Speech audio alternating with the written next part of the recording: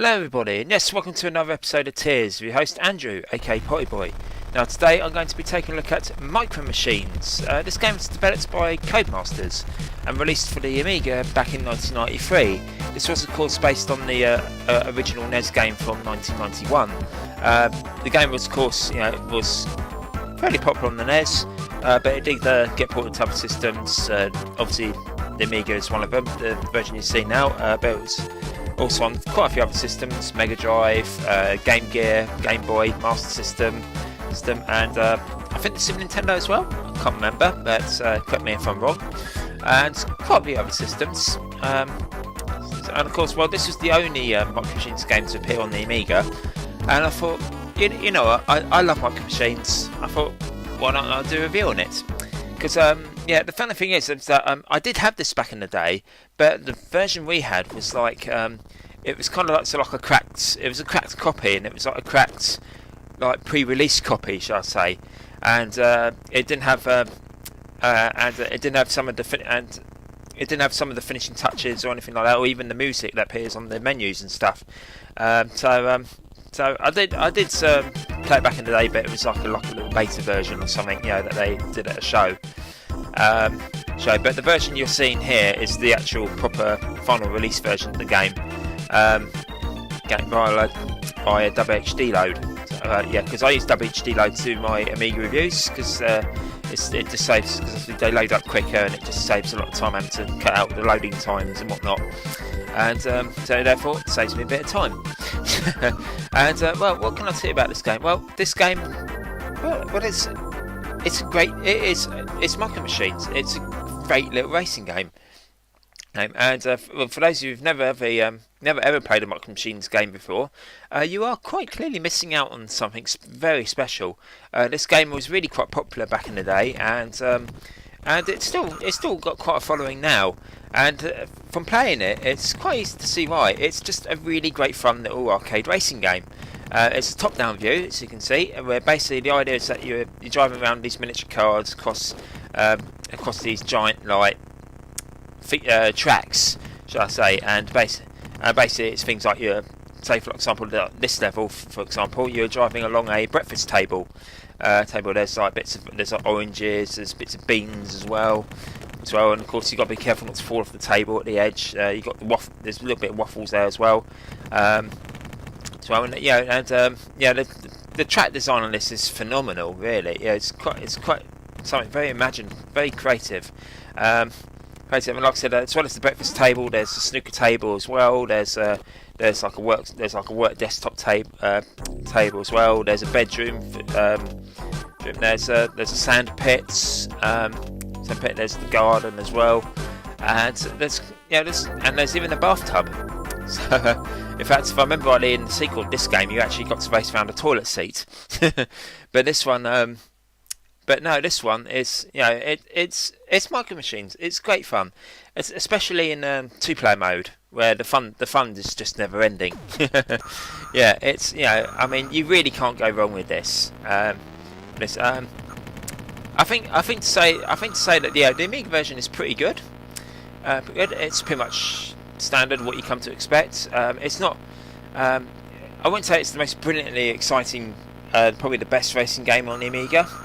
But yeah, there are better ones. But this one comes pretty close. This one's quite good. This one is definitely I'd say one of the good ones. And it's one worth hunting down for a bit of a laugh. If you've got some friends and stuff, gather them around, have a few goes at the multiplayer, and it's really good fun. The single player mode it's okay, I suppose. It's all right on your own. But yeah, overall it's just a very good little racing game, and I've always liked Micro Machines, always have done, and it's just. And like I say, it's I can't express to say how fun this game is. It's just a great little top-down racer. Definitely one of the best ones.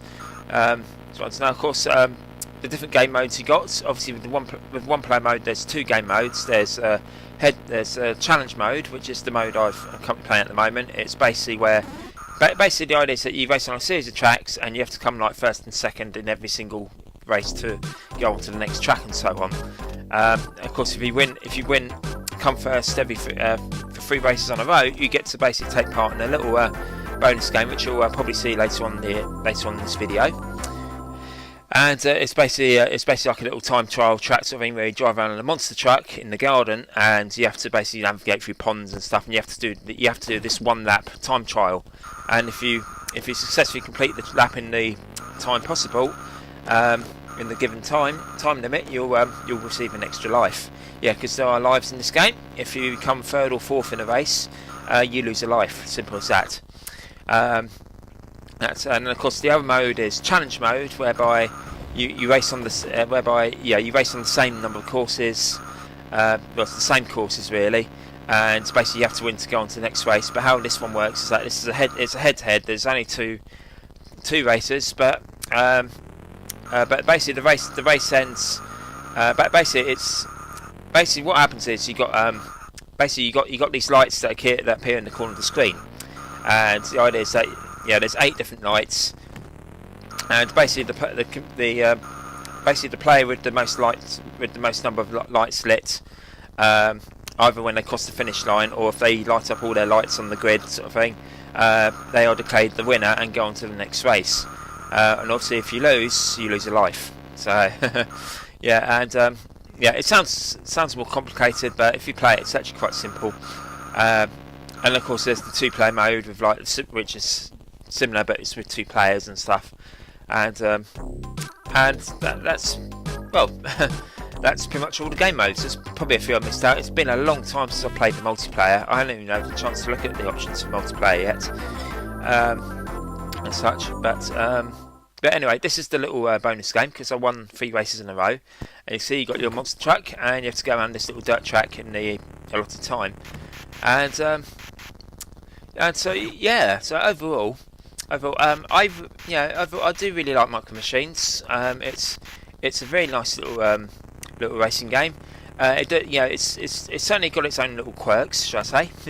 So it's probably not the most polished racing game on the Amiga. I still think one of my top racing games on the Amiga is Super Skid Marks. Then again, I've started to do a review of that, haven't I? But yeah, I still love Super Skid Marks probably a little bit more perhaps. And then of course you've got the Lotus games as well.